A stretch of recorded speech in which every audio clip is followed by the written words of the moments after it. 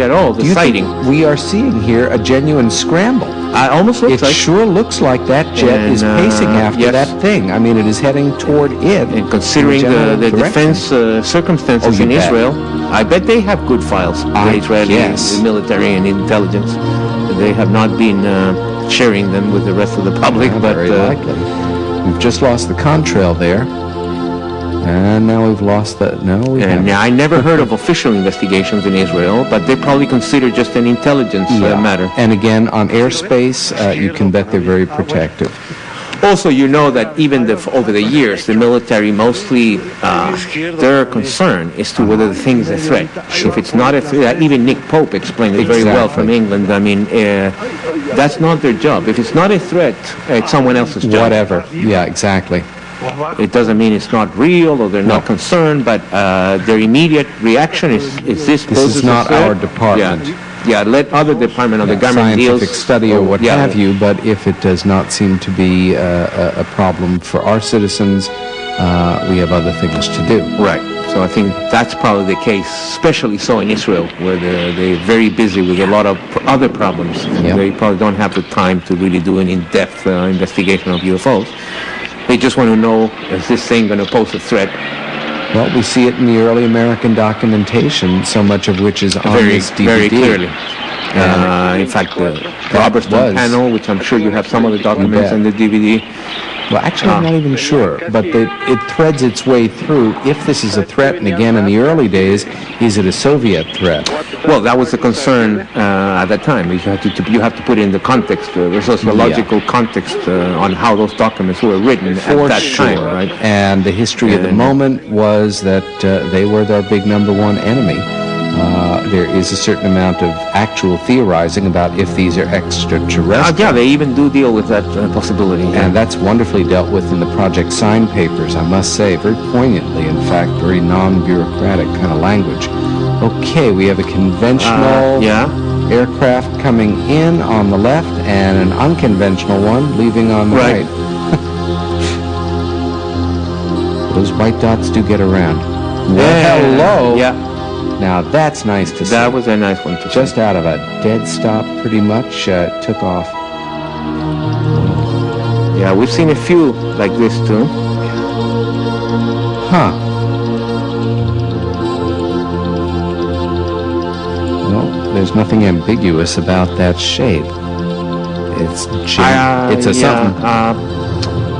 Could be those little balloons. Yeah, that is something that looks like it could be carried on the wind, and it disappears frame left, and we move on to Mexico City again.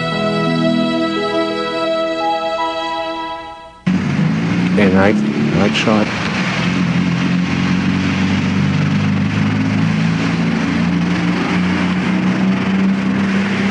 All kinds of flickering there, but I don't think that's it. That must be antennas or something. I'm getting that sense too. Because they're not even concentrating on that. No, this is those three lights at the moment.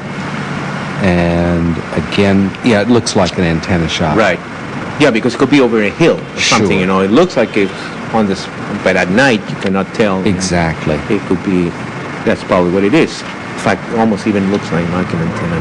And let's bear in mind again that these white dots are not giving off that regular flashing that we associate with commercial and private aircraft. But even at a distance, you do tend to see. Yeah, although sometimes it is misleading. Oh, absolutely, absolutely, and especially if the craft is coming directly toward you. Yeah. Also, what would be the location? If they say they're going towards an airport and they're going down, you know. Some people have been misled. We've seen strange things like this before.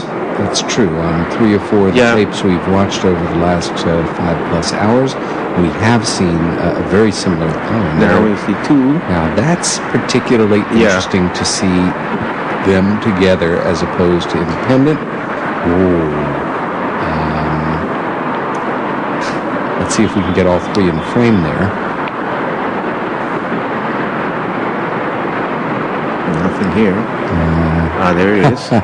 It's probably that it's one above and two, So he's trying to. I think he was trying to get all in one frame, and he can't. They can't. They are keeping their distance. That is unusual. We have not seen anything like that in combination Not information, with others. right. Alone, yes, but not in groups. And we have a terrifically well-defined variant kind of sky. Yeah. In places. Looking for them. And because some of the cameras have such a small, viewfinder. Yeah. And especially at night, it can be really tricky sometimes to find the UFO. Well, what is that? The big question. Well, it's the big question throughout this DVD, but not just and this particular throughout a good part of our lives in the last 50 years as well.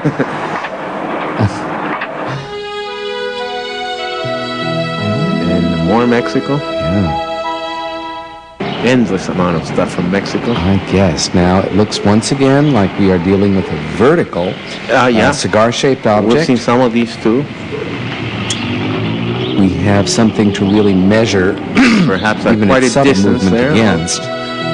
Costa Rica. I don't know if we've seen any footage. No, from Costa Rica. this is the first one in this particular video. Coming in from the left there. As you know, there's a very famous photograph from Costa Rica taken by the Geographical Institute. With the really specialized cameras over the lake. Yep. That's actually a very beautiful photograph. Too. And it's one of the best photographs anywhere. And you see the reflection on the lake itself. And you have, it's like a gold mine of reference points because it's for making maps. And it's taken from above, which is, the plane is above the UFO, which practically never happens. That's a particularly poignant, beautiful photograph because of the way that it's framed and set. It seems to be fully authentic. Place called Cote Lake. In fact, I went there. We went with Richard Haynes, the scientist formerly with one NASA. Of our greatest researchers. One of the more scientific oriented ufologists, because he's a real scientist and has worked at the space program for many, many years. Unlike most of us who are self-trained in this field. And he did a complete technical analysis of that photo, and we visited Costa Rica in '96, and he wanted to see the lake so he could take some measurements and stuff. He had never been there. He had done the research on paper, so to speak. Well, that's the mark of a first-class researcher. So in '97, there was a flap in Costa Rica. What you're seeing here is part of the news report. Yes. And I guess this is the guy who made the tape, and they're interviewing him, and it caused quite a flap on the local newspapers and so on. Yeah, I remember I was in Costa Rica, of course, a year earlier, a year and a half earlier, but I remember seeing on the newspapers in South America when these sightings happened. There were also some very good cases from Costa Rica involving policemen. Not in this particular flap, but in other previous ones. Right, and here we have the actual... This is from the newscast, 7 días, which would mean 7 days, like a regular news program. Misterios del cielo, mysteries of the sky.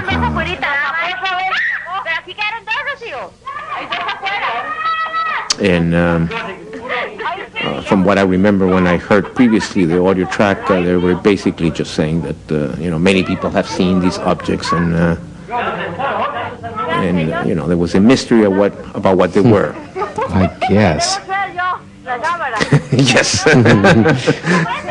It is one that is going to continue way beyond the time that we finish with this extraordinary amount of footage. They mentioned that some people would believe that they're spacecraft from, ET, others that they're balloons. They do mention balloons. Others that they're signs from the Bible, because there's a lot of evangelists and so on in Central America. So some people will see signs or whatever and will interpret them, UFOs really are quite a device for people essentially saying, well, this is what I can believe, this is what I can accept.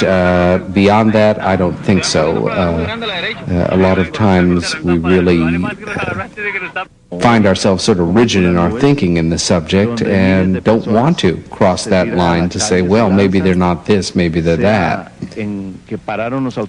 Yeah, like we were saying earlier, people, it's just a basic characteristic of human psychology to try to